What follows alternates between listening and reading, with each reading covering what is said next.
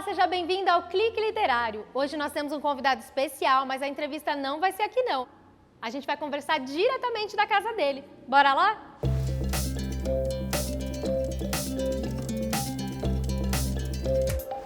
O entrevistando de hoje é com José de Ribamar Coelho Santos, mais conhecido como Zé Cabaleiro, cantor, compositor, músico, cronista e também escritor. O Zeca está lançando com a gente o livro infantil Casos Curiosos de Bichos Falantes e ele vai ver o livro impresso aqui em primeira mão junto com vocês. Zeca, faça as honras. Oba!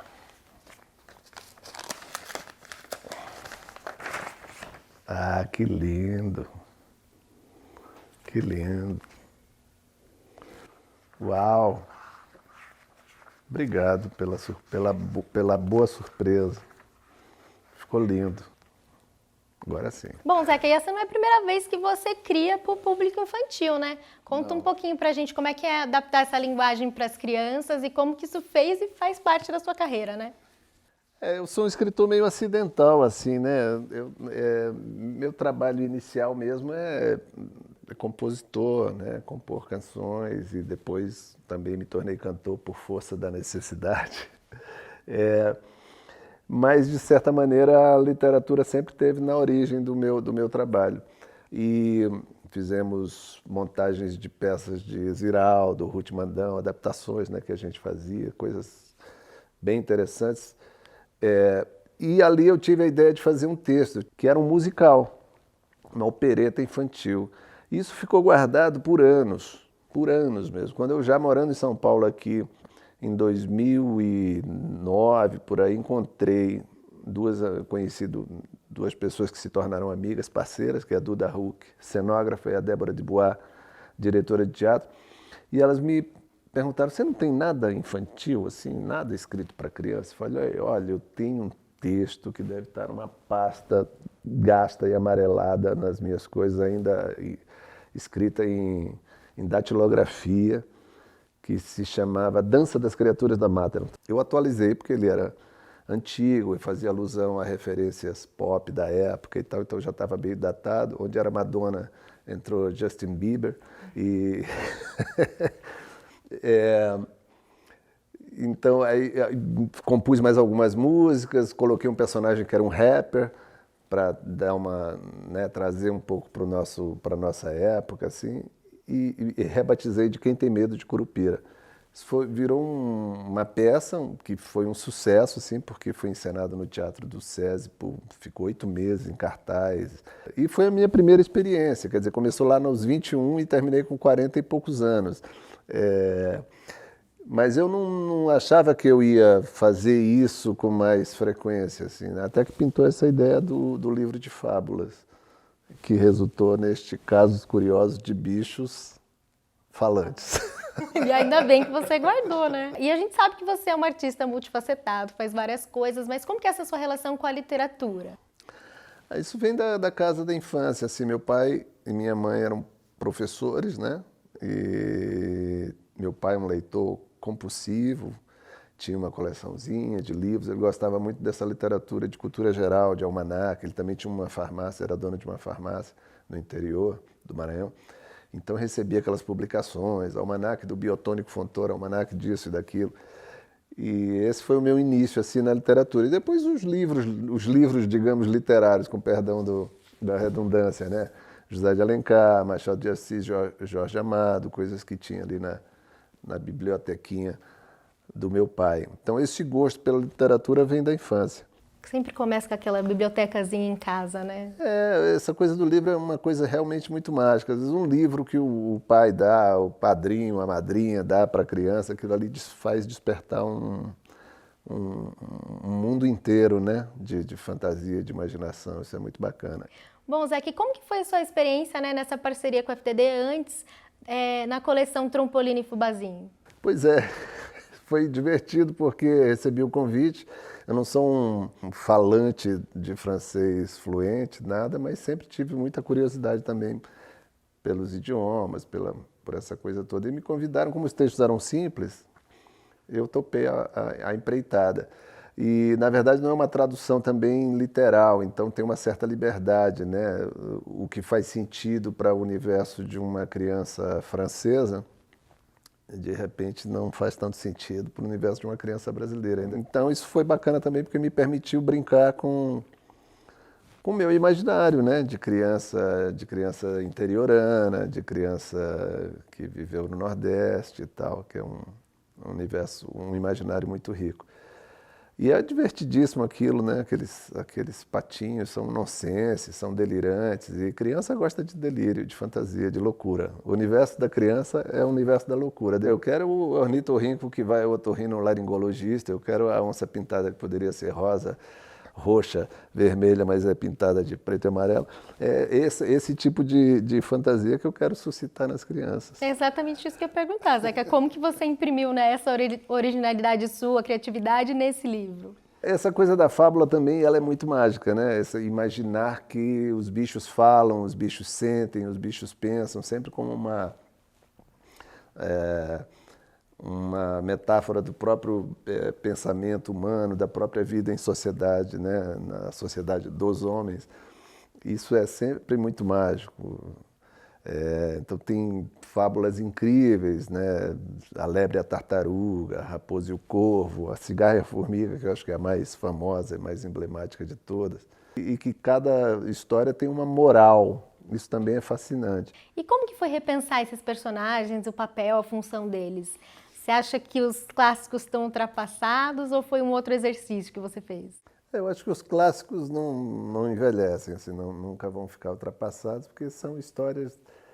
As histórias humanas, por mais que o mundo vá se expandindo, a própria psique humana vá ampliando e tal, mas as experiências humanas, os sentimentos, esse repertório de emoções, a fábula da raposa banguela, que ela é segregada porque ela não tem dentes num mundo numa espécie em que ter dentes é fundamental, é crucial, né? Então, essa discussão sobre a inclusão, é uma coisa muito urgente, né, de se discutir. Acho importante levar isso também para esse universo infantil, para que as crianças tomem contato com isso.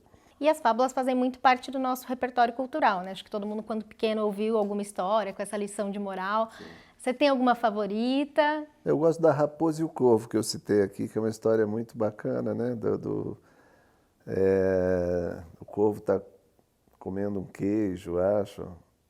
A raposa vem, elogia, fala que ele tem uma super voz e tal, e aí ele deixa o queijo e a raposa come.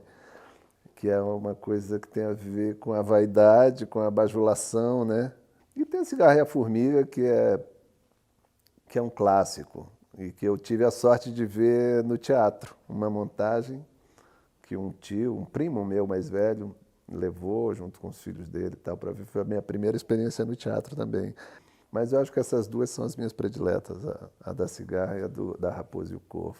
Bacana. E Zeca, você tem uma relação também com as fábulas modernas, né? Você participou de outro projeto conosco, quando musicou o hino que a Marina Colasanti traduziu para o livro da Revolução dos Bichos. Então, qual que é a sua opinião sobre essa fábula que é atemporal do George Orwell? Sabe que tem uma curiosidade que eu vou contar aqui para você. Quando eu fazia parte desse grupo de teatro, lá nos idos anos 80, caiu nas minhas mãos uma edição da Revolução dos Bichos. Eu não sabia da importância nem do livro, nem do George Orwell e tal, não sabia de nada. Só achei um nome interessante, A Revolução dos Bichos, e fui ler. E me deu vontade de fazer um musical sobre aquilo lá. Por alguma razão, eu acabei desistindo da ideia, porque seria também uma empreitada, talvez eu precisasse de auxílio.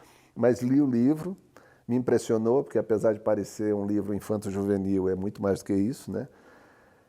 É uma fábula sobre o autoritarismo e, enfim, o fim da liberdade, um monte de coisas aí. É uma fábula política, né? Gansos, barulhos, cavalos e vacas, todos são de mourejar em favor da liberdade.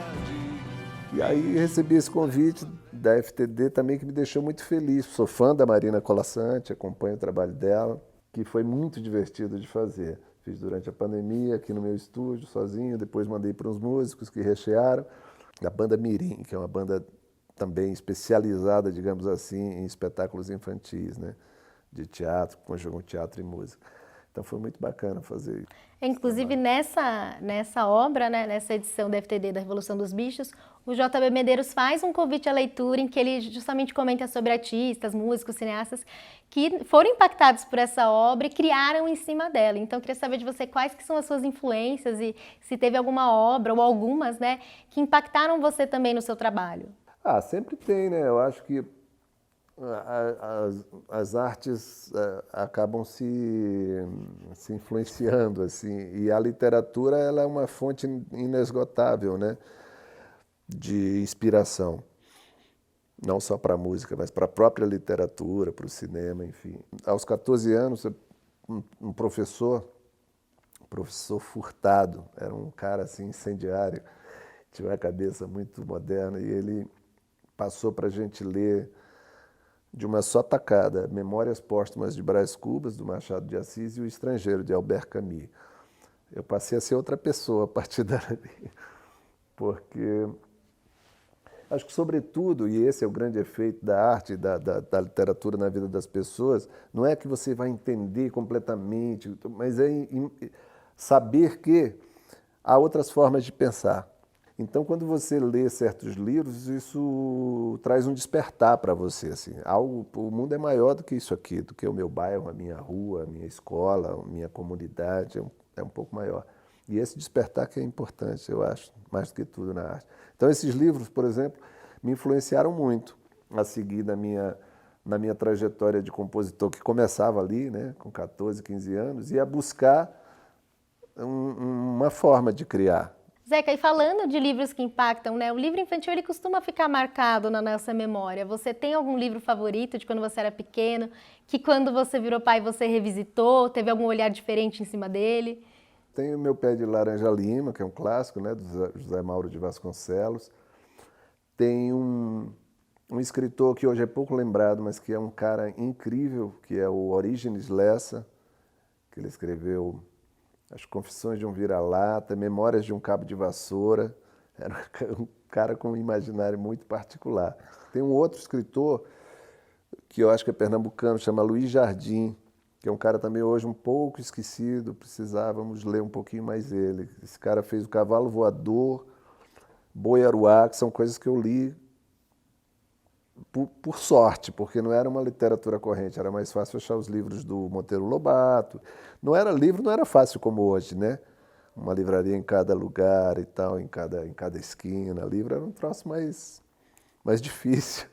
Zeca, e qual que é a diferença de construir uma história para uma peça, para uma música e para um livro? Você acha que ser compositor te ajudou nessa jornada? Ajuda, porque a composição ela é também uma obra, em parte, literária, né? Nos contratos com a editora, por exemplo, ainda consta lá a obra litero-musical do compositor fulano de tal. Então é uma obra litero/musical, em parte literatura, em parte música. A canção ela tem muito isso, e é também uma trova, né? Uma forma de contar histórias e tal. Perfeito. Zeca, para a gente encerrar, eu vou fazer um bate-bola com você aqui rapidão, e aí você me responde a primeira coisa que você pensar ou que você prefere, tá bom? Tá bom. Pronto? Prontinho. Vamos lá. Então, Zeca, prosa ou poesia? Hoje, prosa. Realismo ou romantismo? Romantismo é bom. Uma memória que te marca? As histórias contadas na rua, nessa minha cidade da infância. E o que não pode faltar no seu baleiro, Zeca? É bala mesmo, olha. Bala, continuo ainda um consumidor de balas. Aliás, explica esse apelido seu que virou seu nome artístico, Boa, Zeca. boa. Meu nome é José, eu sempre fui Zeca, na rua, em casa, né? E o baleiro aconteceu na faculdade de agronomia. Antes de me tornar músico profissional, eu tentei a carreira acadêmica, fiz agronomia 1 ano e jornalismo mais 1 ano. Durante o curso de agronomia, eu andava sempre com os amigos, me viam sempre com balas e chicletes e tal no bolso, e começaram a me chamar também como provocação, como forma de bullying, de baleiro. E eu não gostava absolutamente. Então, quando alguém queria alguma coisa, uma bala, um chiclete, eu falava, pega com ele, pega com o baleiro ali e tal. Isso foi se ampliando e eu fui começando a tocar também, participar de festivais, de coisas, e eventos artísticos, musicais. E um amigo meu, que estava estagiando no jornal, sempre que alguém mandava lá, hoje o compositor Zeca, que era como eu assinava, eu gostava de ser só Zeca, se apresenta e tal, ele punha Baleiro por conta própria. Baleiro. Eu ligava para ele, poxa, não faz isso, cara, eu odeio esse nome. Ele falou, não, é legal, vai por mim que é legal o nome. E aí, toda vez ele publicava, ele foi um pouco responsável por emplacar esse apelido. E aí ficou, eu não tive mais como contornar, ao ponto de passei a gostar da coisa, assim, passei a achar legal, passei a achar sonoro, passei a achar que me identificava de alguma maneira. Hoje eu já me sinto Baleiro, as pessoas me chamam só por Baleiro, como se fosse um sobrenome, como se chamasse o, sei lá, o Pereira, o Moreira, ou Baleiro, e eu me reconheço. Um nome original, que acho que caiu muito bem em você, Zeca. Também acho. Obrigado. Olha, quero agradecer muito por você receber a gente aqui, por essa entrevista, esse bate-papo. Obrigado, foi um prazer. E muito obrigada a todos vocês que nos acompanharam até agora. Não deixem de conferir o livro do Zeca, Casos Curiosos de Bichos Falantes, e de assinar o Clique Literário também para acompanhar todas as nossas entrevistas. Aproveita e segue as nossas redes sociais também para ficar por dentro de todas as novidades literárias da FTD. A gente fica por aqui, até a próxima!